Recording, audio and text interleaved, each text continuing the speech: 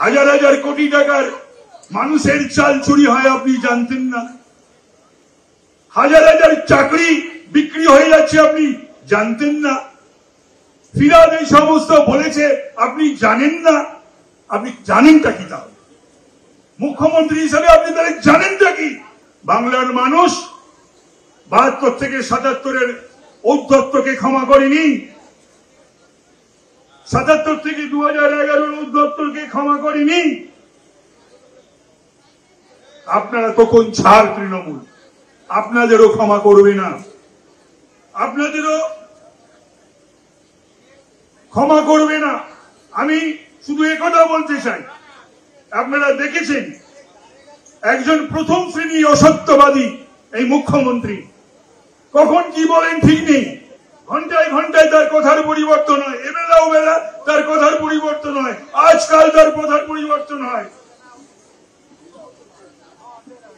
৪ তারিখে নির্বাচনের ফলাফল বেরিয়েছিল, লোকসভা। তথাগতরা এসেছেন, আপনারা জানেন প্রাক্তন গভর্নর এবং প্রাক্তন সভাপতি রাজ্যের বিজেপি, তিনি এসেছেন, তাকে আসন গ্রহণ করার জন্য অনুরোধ করছি। আমি আমার বক্তব্য অল্প একটু বলেই শেষ করব। তো তিনি বলেছিলেন ৯ তারিখে, কি বলেছিলেন?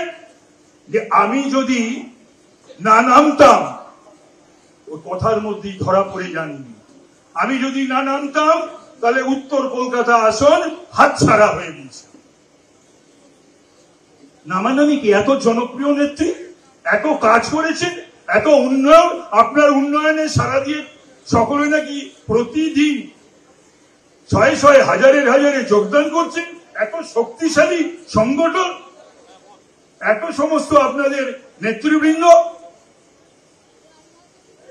তারপর আপনাদের এই ফিরহাদের মতন সব নেতৃত্ব রয়েছে যারা ধর্মান্তকরণের কথা বলছে, যারা পাকিস্তানের কথা বলে, যারা উর্দুতে সকলে যাতে কথা বলে সেদিন খুশি হবেন এসব কথা বলেন। আপনার লজ্জা করে না এদের ক্যাবিনেটে রাখতে, এদের মেয়র করে রাখতে? দেশবন্ধু চিত্তরঞ্জন দাশগুপ্ত থেকে শুরু করে যতীন্দ্রমোহন সেনগুপ্ত, নেতাজি সুভাষচন্দ্র বোস, বিধানচন্দ্র রায়, ওই কুর্সিটাকে কলঙ্কিত করছেন দিনের পর দিন। লজ্জা করে না?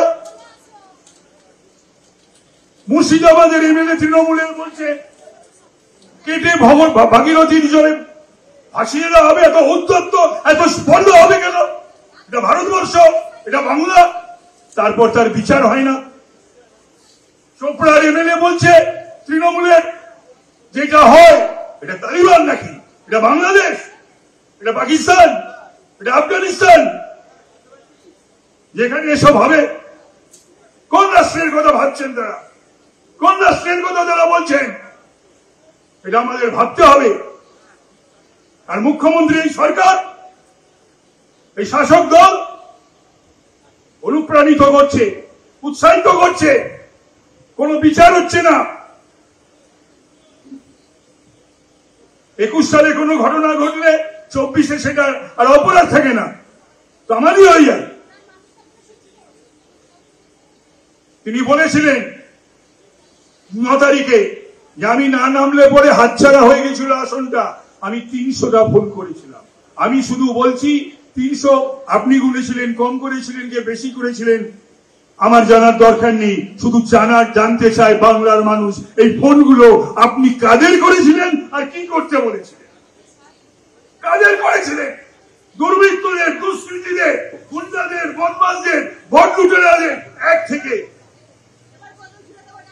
৭ নম্বর ওয়ার্ড, ১ থেকে ৫৯ নম্বর ওয়ার্ড এবং ৬২ নম্বর ওয়ার্ডের দুর্বৃত্তদের করেছিলেন, ইমামদের করেছিলেন আপনি ভোটগুলো।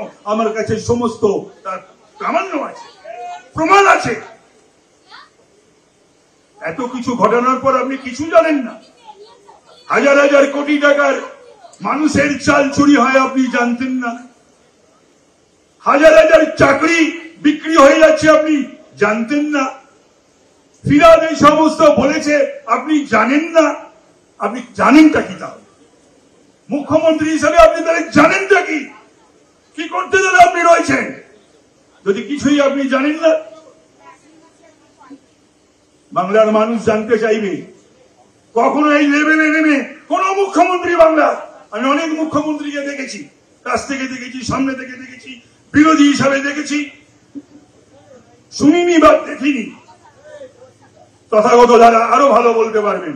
আমি মানুদাকে, সিদ্ধার্থ শঙ্করাইকে দেখেছি, জ্যোতিবাবুর সঙ্গে কাজ করার সুযোগ হয়েছিল বিধানসভায়, তখন আমি সদস্য এমএলএ। বুদ্ধদেব ভট্টাচার্যকে দেখার সৌভাগ্য হয়েছিল, সুযোগ হয়েছিল, আমি তখন সদস্য। এইভাবে ভোটে জেতবার জন্য এসপিদের, ডিএমদের, বিডিওদের, এসডিওদের, সিপিকে এবং ওসিদেরকে ফোন করে এই লেভেলে নামতে পারেন, এরকম মুখ্যমন্ত্রী বাংলা এর পূর্বে কখনো পায়নি।